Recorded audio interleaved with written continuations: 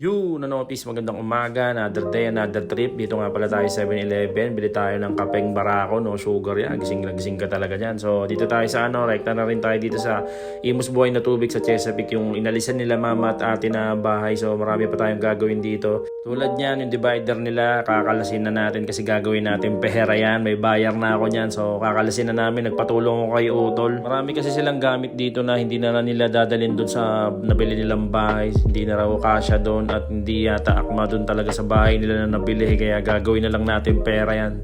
Dami ko na nga yatang nabenta na gamit sa kanila. Kaya nakaka-sideline tayo dito, di ba? Yan, kasama nga pala natin si Utol. Mga around 20 minutes din siguro namin bago nabaklas yan. Kasama na rin siguro tong paghahakot. Ay hindi, mga 30 minutes yan. Lalamove yan. So ano yan, i-deliver sa area G dun sa buyer natin. Bilis na benta niyan. Mga siguro nagantay lang ako siyang araw. May nakausap ako. Bilis lang, nag-down agad. Okay naman yung transaction. Natagalan na lang kami sa pag-antay ng lalamove. Tsaka yung mag-fully fade kasi taga ibang bansa pa yung nakabili. Tapos asawa yung kukuha dun sa bahay nila. Tapos yan na nga, fast forward, nakauwi na tayo. Yan ang aking mga anak, na-miss ko sila kahit ilang oras lang ako nawala. Yan, bumili lang tayo ng lutong ulam, bulalo yan. Tinira ko na yung bone marrow.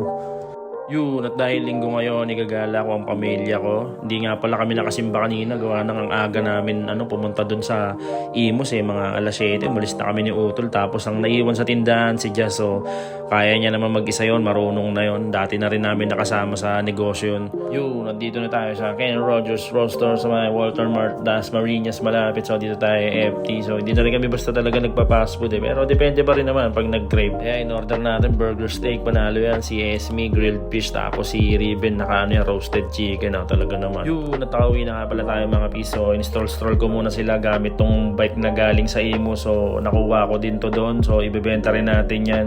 Sinabay ko na to dito gawa yung nakabili nung bed frame na binenta ko rin nung isang araw. Sinabay ko sa jeep nila kaya naiuwi ko to dito. Sabi ko kay mama akin na lang. So depende lang sa akin kung ibebenta ko o gagamitin, pero naisip ko na ibenta sa halagang 1.5. Kasi hindi na namin talaga magagamit dito yan. May e-bike na rin kami, tsaka ang sikip sa harap pag in-stay ko pa yung bike na yan dito. So hindi na talaga ginagamit ni mama yan. Kaya dapat nga bibigay na lang daw yan sana sa sa kung may makitang mga nagbobote-bote dun sa kanila. Kaso bihira may dumaan na ganun wala talaga kasi executive village din kasi yung tinitira nila dun kaya walang mapagbigyan. Kaya inuwi ko na lang yan nagawa nating pera. Sayang benta ko na lang. Mapapakain ko pa pamilya ko, di ba?